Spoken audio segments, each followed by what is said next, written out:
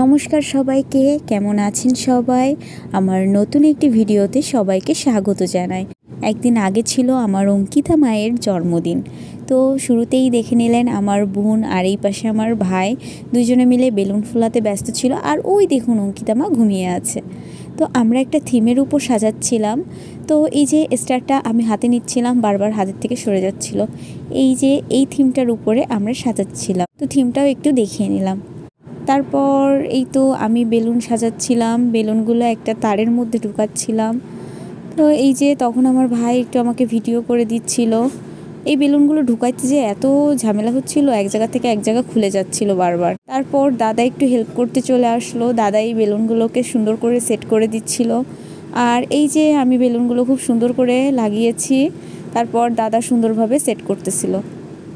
তারপরে দাদা happy birthday লেখা স্যাশেটা ঝুলিয়ে দিল। আর তারপর আমাদের রুম ডেকোরেট করা হয়ে গিয়েছিল। কেমন লাগছে রুমটাকে অবশ্যই জানাবেন।